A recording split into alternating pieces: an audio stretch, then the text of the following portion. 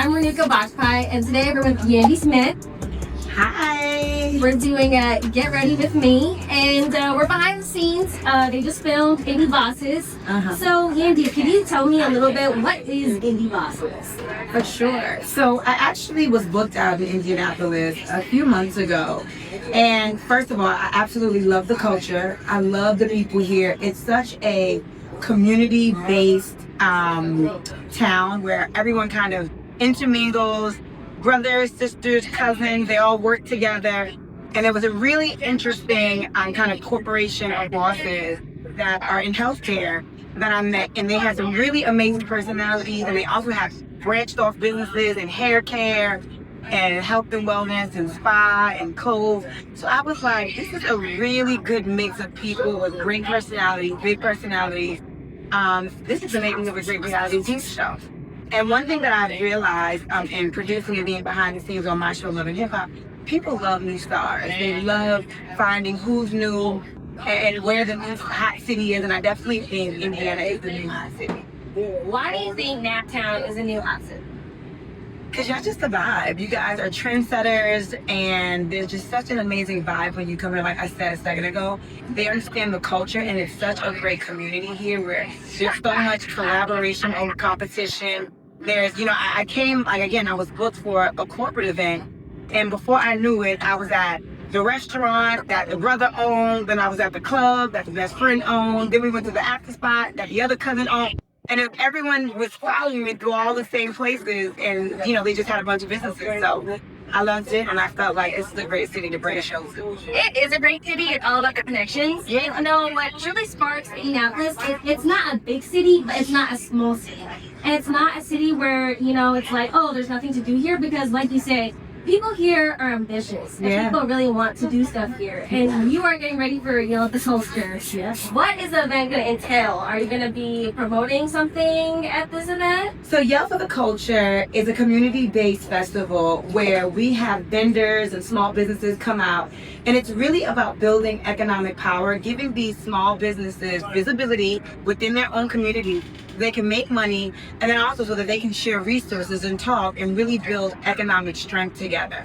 I think culture is all about the people who make it up. There's no ethnicity, there's no gender. It's really about the people and how we come together and how we communicate non-verbally. So Yell for the Culture is all about the community in which we're in and really making sure that people are connected. I think that's so important, especially right now, to make people feel whole, people feel united with everything going on. For sure. It doesn't feel like that, so I think what you're doing is super important. Thank you. So I appreciate you for that. Thank you. And you have a movie coming out soon. What is the movie about, and when will we be seeing it on our screens?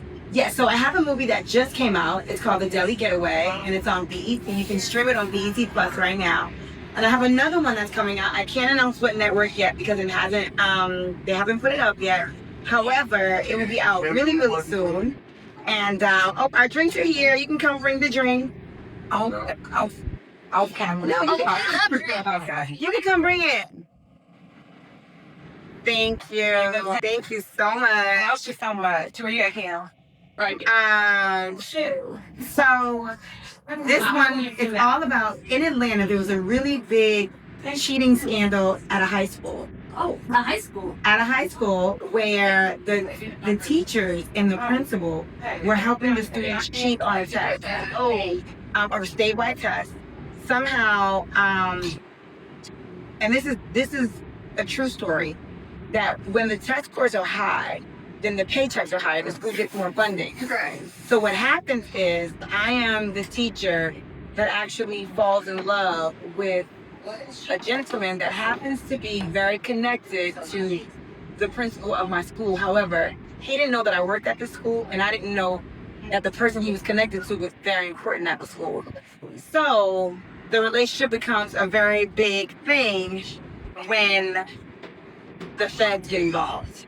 I'll just say that, and I'll leave it at that. I'm excited to check it out. It's gonna be great. It's love, it's scandal, it's fighting for my life almost, and there will be a sequel. So, it's a good thing. I feel like everybody likes a movie with a good sequel, but how do you feel about acting now? Is it different from when you started? Because you've been on Love and Hip Hop now.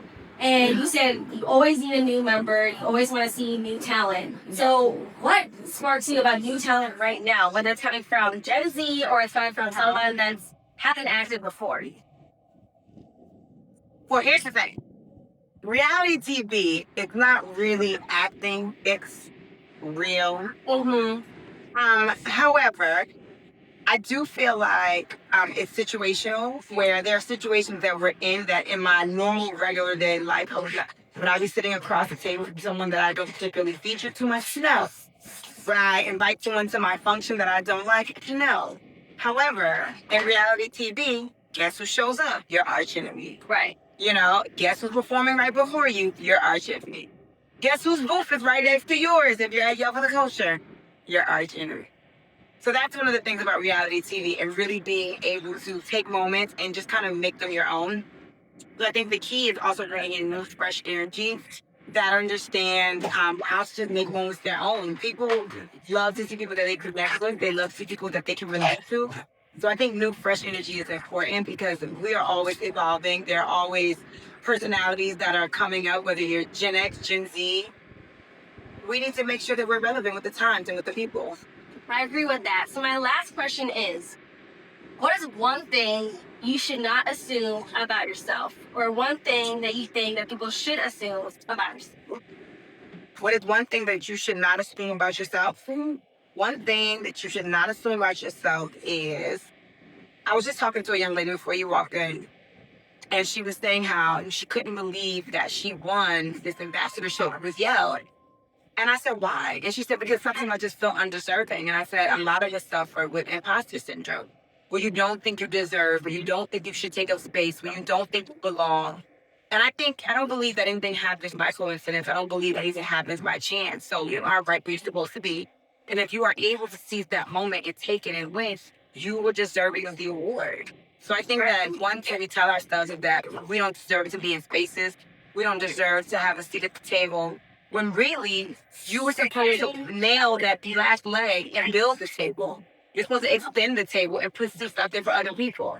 So I think if we start getting out of our heads about we don't belong, or this is not space for me, or I'm not the baby, we do much better. I felt like that. When I got on TV at first, I was behind the scenes. I helped create the show and produce it. When I was asked to be in front of the camera, I'm like, I don't do my nails, I don't wear makeup. At this time, I was just wearing my hair big and curly and natural. I was like, I don't look like the rest of you girls. So I felt the same way. So that was one of the biggest misconceptions, because I've been the longest lasting female on the show, 15 years later. But yeah. So what you're saying is block out the noise and just focus on you, to your true self. That's it. And we're going to keep going. Your generation say, blocking. Block it out. And block it. Well, there you have it. Catch Yandy Smith on Indie Bosses and stay tuned.